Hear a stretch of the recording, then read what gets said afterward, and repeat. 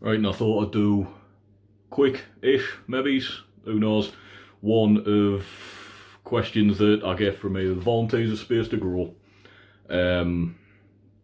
customers who I work for if I do maybe a one-off, and just anybody who's got a wanting to get into garden. So, first question is, what do I need to start? You need your tools first before you buy anything. Get a plan in place. So do you want it to be like my gardening style? Is usually one of two things. It's going to be your traditional English cottage garden, which is my favourite, which is all your perennials, fruit bushes, things like that, semi-native or native species. The next one's totally native, all wild, like nature reserve type of thing, which is more of my background. I'd say get a plan in place, don't just start planting straight away, because you're going to mess up, probably. Definitely test your soil first, see if you need any additives, if you need to take anything away. Anything like that will massively help when it comes to deciding what you want to plant. Find out the orientation of your garden. See, is it south facing, is it boggy? Do you need to plant anything maybe to mitigate excessive water? So if you've got a customer just up the road from me, where I live in Sunderland, it rains 99% of the time. It's not very good for gardening. Well, it is, but it's not perfect. So I've got a customer there. One corner of a garden is pretty much a bog, so I was like, right, I can either do this, it's going to cost a fortune to put drainage in, or we can plant it with species that are going to help. So now she's got, I think she's got a couple of Sambucus nigra there. She's got a couple of Salix, I can't remember the exact species, and the rest of it's planted with sort of semi-marginal or riparian plants, which works perfect for her. It cost her less for getting the flowers in and the plants than it did for me digging up about 10 square metre, I think, of soil, putting drainage in, and probably totally wrecking our garden as well. Aye, get your plan in place first. The second one, usually, when I rock up at the door, is how did I get into gardening? It's like, I'm a 6'1" skinhead. I've been gardening since probably I was about 1 year old, living with my gran when I was a bairn, and she, like, I'll have to get videos of her garden because it's very much a summer garden, totally monochrome, all white flowers, looks amazing. She had us gardening since I was a pretty much a baby. As soon as I was old enough to pick a trowel up, she was like, right, out now, you're doing a bit of gardening. So it doesn't, luckily I grew up with that.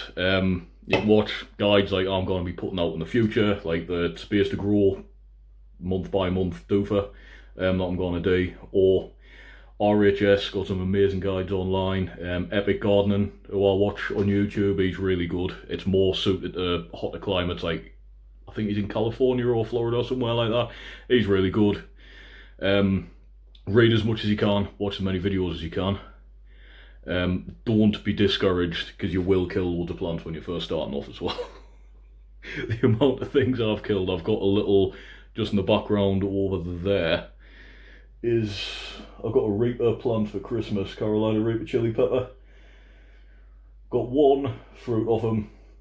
It's just too cold in this kitchen, I'm going to put them in my grow tent. Probably tonight where it's a bit warmer, where I'm propagating a load of seeds, like a load of super hot chili seeds for the Space to Grow greenhouse, because we were hopefully going to make our own hot sauce, sell that to raise some money for the garden. Right, next one. A whole lot of me customers, say the vast majority of my customers are older people who used to love the garden back in the day. And they say like, they just can't really keep up with it anymore. So, question 3. I've got a bad back. Say, how do I continue gardening and enjoy the space? Best way to do it, raise beds and containers so you're not digging into the ground. Easier to weed, easier to look after, easier to maintain your soil chemistry. Secondly, I feel your pain. So, a few years ago, I was working with a mate, it was on some NHS care home. Cherry tree came down in a storm. We were taking it out. I think it was the beast from the east or something. I had a lapse of judgment as I was cross-cutting this tree, hit us in the ribs and hit us in the head. That's why I always wear a cap, you might be able to see on there. I've got a fair few dints. 3 broken ribs, bit of spinal damage. and a cracked skull. So you know where you're getting from. Take breaks as much as you can, and it's going to take time. You're not going to get your garden finished in a day and have it perfect, 'cause if you did, it will be boring. It will be terrible. So take your time, you'll be alright. Get plants that don't need a lot of maintenance as well. Like I say, with my style of garden, it's mostly English cottage gardening, so native or semi-native perennials, a little bit of bedding if you want bulbs as well, because they come back year on year and most of them don't need. Like you can with your dahlias and, you know, what was I taking up the other day to dry out? Cyclamen, you can lift the tubers and culms up, but I never bother. Like they come back, I've got cyclamen in some hanging baskets out the front of mine, they've been in there about 5 years. Still fully in leaf, flower twice a year, like they're meant to, and you know, you don't have to do more. You don't have to do as much as people tell you. Same with roses, I cut mine back once a year, and they're totally fine. But I definitely do raised beds, containers, easier to look after, easier to maintain, and nice, simple plants, because you can still get as much colour out of containers as you can as planting in nice, fancy borders. Right, so how do my flowers and fruit and veg look so lovely? On top of the 30 odd years of experience I've got, my main thing to use is Tomarite. Now it's marketed just for tomato plants, but it's safe to use on everything. Now if you are using chemical fertilisers and you're using that say, if you're going to be harvesting stuff, make sure that you flush it with just plain either rain or tap water. I prefer to use rainwater just because it's a bit more pure, it hasn't got all like the chemical shite in. But flush it for at least, I would say, 4 to 6 weeks before eating, just because you can get a weird chemical taste. What I'm experimenting with this year, if I can speak, is I've got 2 little rescue rabbits, and their poo, which I was sick of filling my bin up with, is potentially the best fertiliser you can get. So sticking that in the compost bins down space to grow, just to bulk it out. I've got a load saved up, and to be honest with you, it stinks. I can't wait to get that out of the house. We're doing that on Saturday. That's all going to be dug into the beds, just to help fertilise the soil. It breaks down really well. And I've got, as long as I give them plenty of little carrots and stuff and plenty of head scratches, they get I'll get plenty of free compost out of it.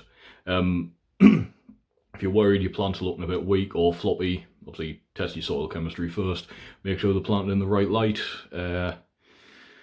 Make sure they're not getting too much light, because a lot of the stuff I grow in my garden, the front garden fairly shady. So I go for low light species like Digitalis, Heuchera, things like that. If you got full sun all day, perfect, you can grow pretty much wherever you want. But I make sure the light levels are right, everything's fine. You'll be laughing. So number 5, I think it is. What is the difference between growing from seed and buying your sort of standard plants? I much prefer, if I'm doing, because I love me spicy food, so I grow a lot of chilies in my greenhouse. I much prefer growing them from seed, because you know exactly what you're getting. Where if I bought, say, last year I was in Dobbies, they had a load of what was called super hot chilies. It was like, oh, we've got Reapers, we've got Butch T Scorpions and all that. I got them. They were just jalapeno plants with a label on. So make sure that if you're growing things like, you know, your brassicas, kale, stuff like that, and you're new, definitely just don't go to big chain shops, go to small independent garden centres, because you're going to get a better quality of stuff. Got one next to us in Durham called Green Lane, and the price of their stuff is ridiculously cheap.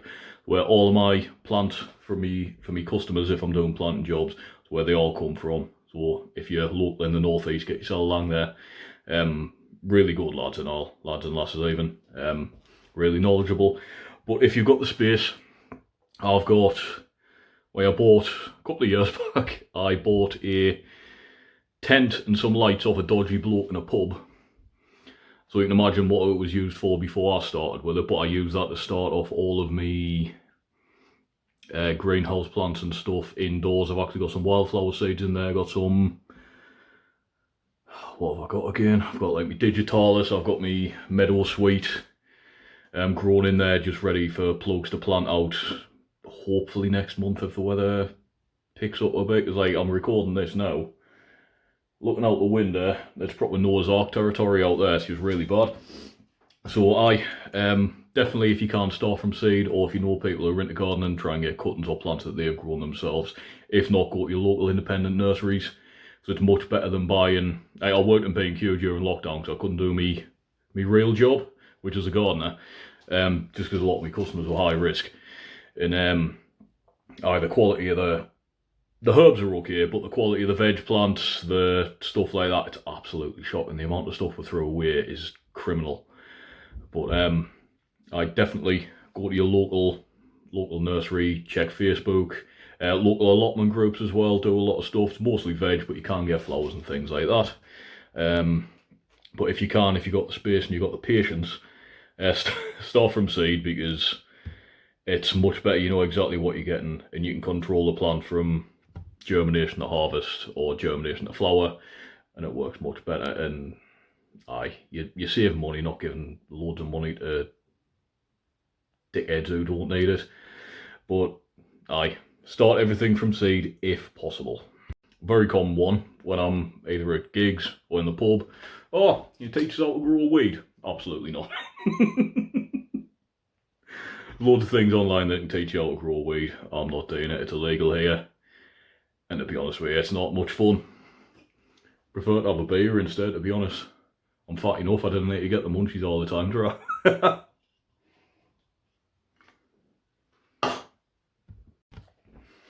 So a few of my customers ask, say if I only go, say, once a month, what tools they should buy so they can keep up.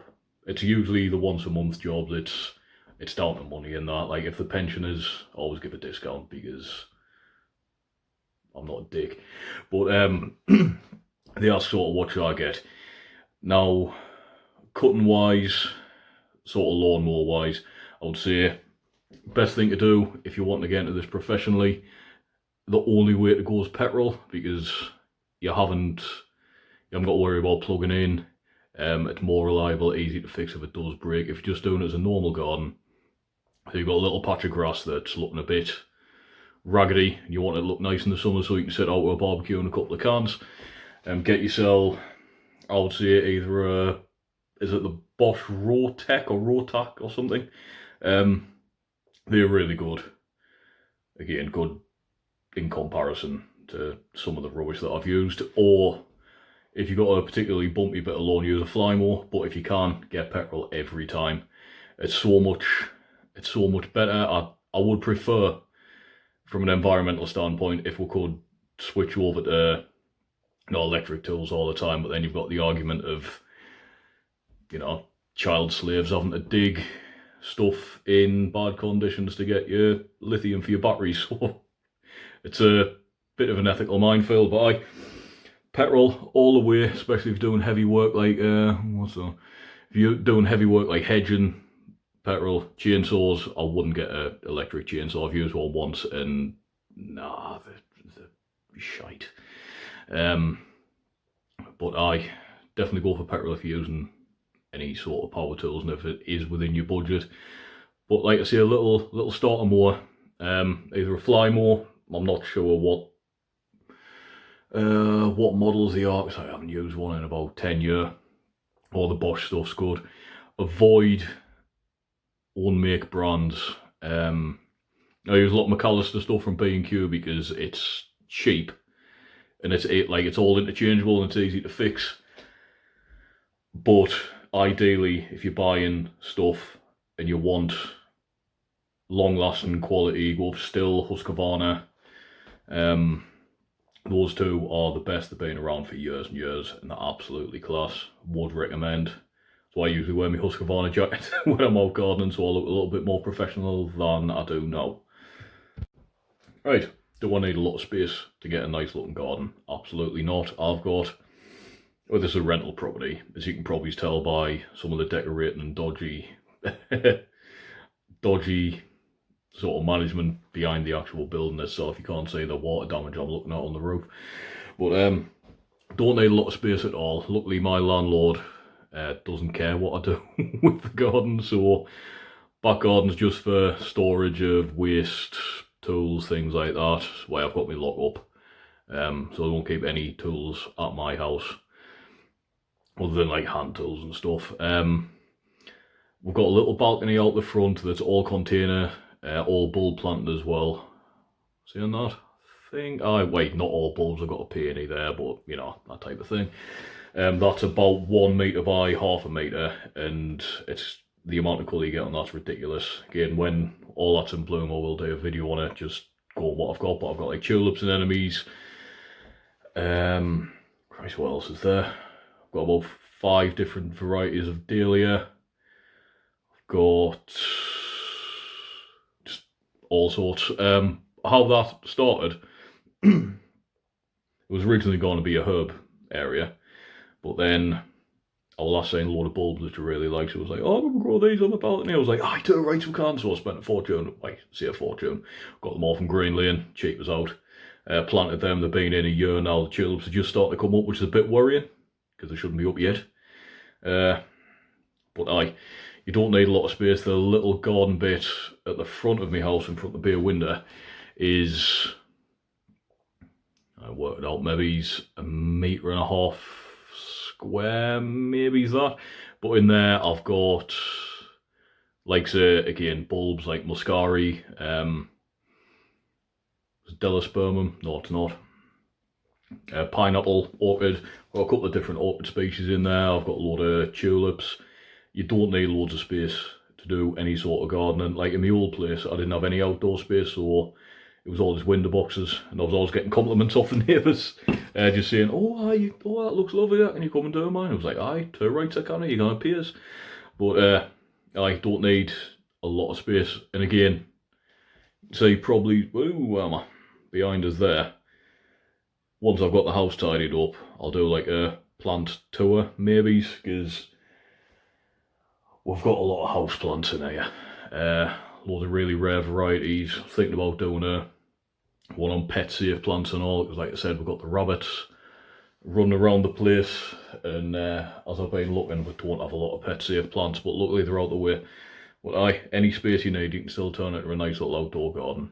If you're looking for more space, check your community groups online. I know they're usually full of idiots just trying to sell sort of multi-level marketing schemes and that, or stolen power tools, but there's bound to be a community space or community garden somewhere, or if you're lucky enough, get yourself an allotment. Right, I've planted mint / bamboo in the ground. What do? Get a time machine, mate, because that's not coming out. You can dig, you can't dig it out, it takes ages. Best way I found, cut down to maybe 25mm above the ground and do a stem injection with pure glyphosate. It's the only way you're getting rid of it, and even then, it doesn't really work that well. Anything that spreads, you want to keep it in a container. What I usually do, if I'm trying to make a sort of, say if I'm putting a herb bed in for a customer, I get me mint. I plant everything up first, get me mint, stick it in a pot that it can grow into, bury the pot, stick some shingles or mulch or something over the top so you can't see it. Stops the plant spreading as much, and you're not really going to be able to tell if doing it to move it. You can, and it's not going to totally your beds up, because mint is just evil. I love it. I've got about 6 different varieties of mint on the go at the minute here. I've got about 13 varieties downspace to grow, and they're all in containers. I'm not planting them anywhere. And I think that's everything off the top of my head now. Really should have written a list down, but I am stuck in the house on a rainy day when I was meant to be at work. Just having a couple of beers, and thinking how to entertain myself. Well, cheers for watching. Peace.